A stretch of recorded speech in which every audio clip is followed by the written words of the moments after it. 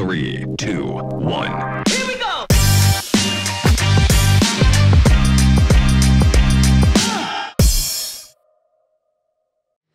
Bonjour Sébastien Atlan. Bonjour Pauline.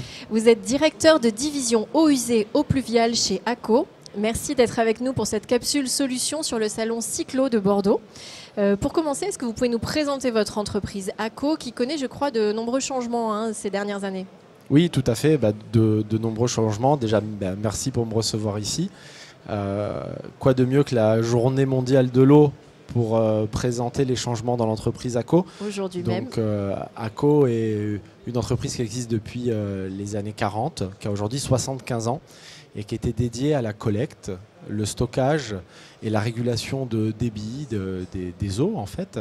Et ce groupe a entrepris il y a maintenant quelques années un changement, un grand virage qui était d'imbriquer des nouvelles chaînes métiers à l'intérieur du groupe. On peut le voir au travers des récentes acquisitions qui ont été faites en Europe, notamment de l'entreprise Remosa et l'entreprise Ocido, qui étaient dédiées au pré-traitement et au traitement de l'eau, pour venir en fait ajouter à ce collecte, stockage et régulation de débit la partie traitement, pour devenir aujourd'hui un groupe en 2022 dont l'ADN est la collecte toujours, le stockage, le traitement et la réutilisation des eaux usées et des eaux pluviales. D'accord. Et alors pourquoi ces changements? Pourquoi votre entreprise a évolué dans ce sens-là? On imagine qu'elle s'est adaptée à tout un contexte. En fait, il ne se passe pas un jour aujourd'hui où on se réveille le matin et on ne lit pas un article dans la presse où il y a des problématiques sur l'eau, sur l'eau de pluie, le changement climatique, l'impact de l'homme, notamment sur la planète. On imperméabilise des surfaces, on fait des routes, on fait des parkings.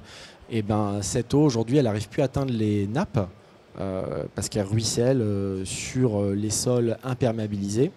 Et elle se charge en pollution en même temps. Bien sûr.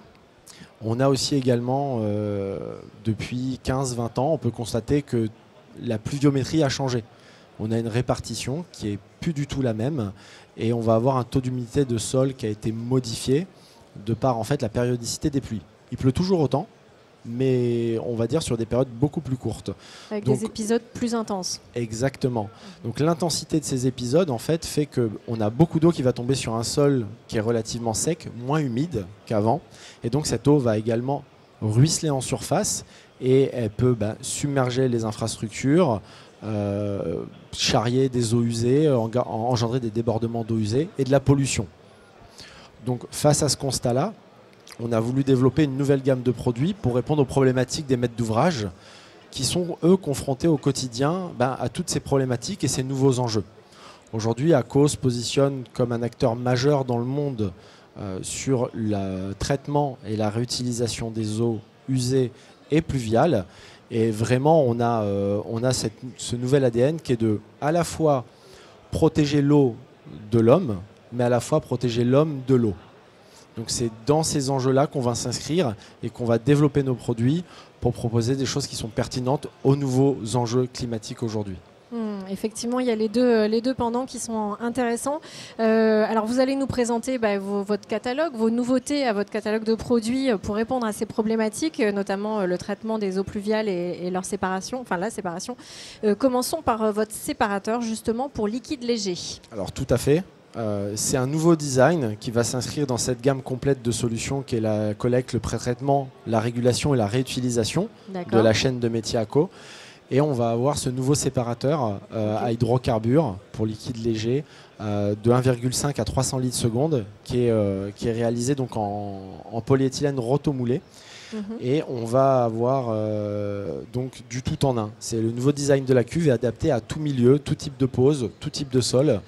Et on va avoir également du bypass intégré à l'intérieur de l'ouvrage sur des ouvrages monocuves.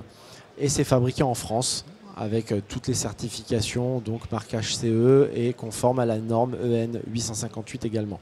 C'est important de le préciser, toujours, ça peut être utile. Et quel volume ça représente un peu, la taille de cette machine? Là, on va être sur une cuve qui fait un peu plus de 4000 litres. Donc on va avoir des cuves qui vont aller de 3000 jusqu'à 60-70 000 litres. D'accord. Autre technologie que vous vouliez nous présenter, c'est celle du séparateur hydrodynamique. C'est intéressant de nous expliquer comment ça fonctionne déjà, tout simplement. Alors là, pour le coup, on est dans le cœur de l'innovation d'ACO. Ouais. C'est notre nouvelle gamme de séparateurs liquides solides hydrodynamiques à effet vortex qui vient de sortir. Donc là, on le voit à l'écran avec des capacités de traitement de 21 à 600 litres seconde. Donc ça, c'est la première barrière de défense, on va dire, pour traiter et pré-traiter l'eau à son point de chute. Au lieu de la cheminer à des endroits pour la traiter ailleurs, là, dès son point de chute, on va pouvoir déjà séparer les solides, les sédiments, les hydrocarbures résiduels. Le but étant là d'aller protéger des ouvrages de stockage ou d'infiltration en amont. Parce qu'on a besoin de construire aujourd'hui ces ouvrages d'infiltration pour restituer la ressource directement dans les nappes ou la garder pour un emploi futur. Mais ces bassins, pour éviter de les entretenir régulièrement, il faut ce genre d'ouvrage en amont. C'est vraiment la première barrière de défense pour les ouvrages de stockage et d'infiltration, mais également la protection vers du milieu naturel. Ce sont quoi, pardon, ces solides qu'on va d'abord séparer avec le liquide? Alors, malheureusement, on va avoir de tout. On peut avoir des gobelets, des plastiques, des mégots de cigarettes, des sédiments, des hydrocarbures. Malheureusement, les gens jettent beaucoup de choses dans la rue. Et ça va agir sur tout ce type de pollution. Tout à fait. Donc là, on est sur un dispositif où on voit à l'intérieur les pièces en PEHD qui peuvent s'adapter à tout type de cuve. Donc là, en l'occurrence, on est dans une cuve en polyester renforcée de fibres de verre. Mais on a une vraie approche multimatériaux chez ACO. Et l'avantage de ce séparateur hydrodynamique à effet vortex, c'est qu'on peut l'intégrer dans des ouvrages préfabriqués ou fabriqués in situ. D'accord, donc c'est facile à installer? C'est très facile à installer. On peut répondre à toutes les contraintes chantier, que ce soit en termes d'emprise foncière, de surface de drainage et de type de sol. D'accord. Ça a l'air assez modulable, effectivement. Vous proposez également un nouveau filtre pour le traitement des eaux pluviales. De quoi s'agit-il, cet autre produit dont vous vouliez nous parler? Alors, celui-ci, il est très intéressant. Il arrive en France. Il existe déjà en Autriche et en Allemagne depuis 5 ans. C'est un filtre compact, en fait, pour traiter les eaux pluviales, les eaux de ruissellement. Alors là, on va traiter de manière beaucoup plus fine parce qu'on va traiter tout ce qui est micropolluants plastiques et métaux lourds. Donc on a un filtre qui est composé de 4 matériaux différents qui vont avoir pour l'un la régulation du pH de l'eau. Pour les autres, récupérer tout ce qui est cuivre, zinc et métaux lourds polluants dans l'eau. Donc cet ouvrage-là, on peut l'installer dans n'importe quel type de cuve. On a toujours cette approche multimatériaux chez ACO. Et il va servir de barrière finale, je dirais, de traitement avant le rejet vers le milieu naturel. D'accord.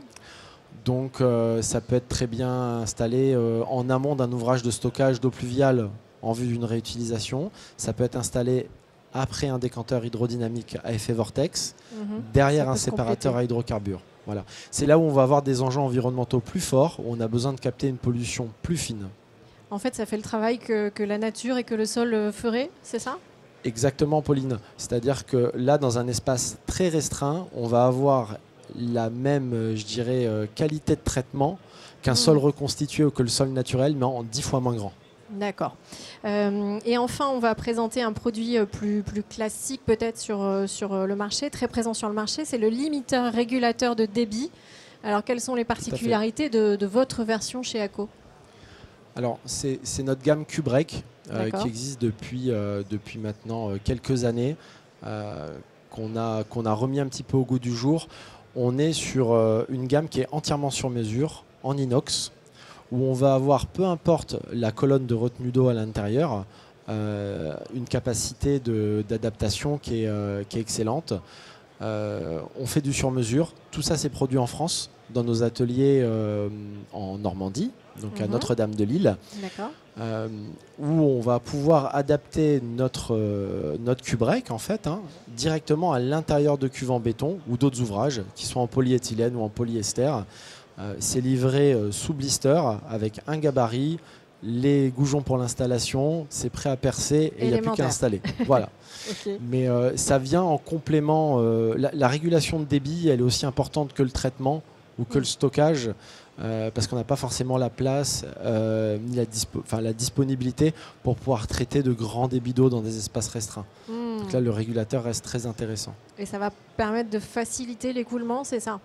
Exactement, et surtout de tamponner le flux pour éviter de saturer les réseaux, de saturer les ouvrages d'infiltration ou de stockage, de laisser le temps à l'eau d'arriver et de laisser le temps aux ouvrages de traitement derrière de faire leur travail.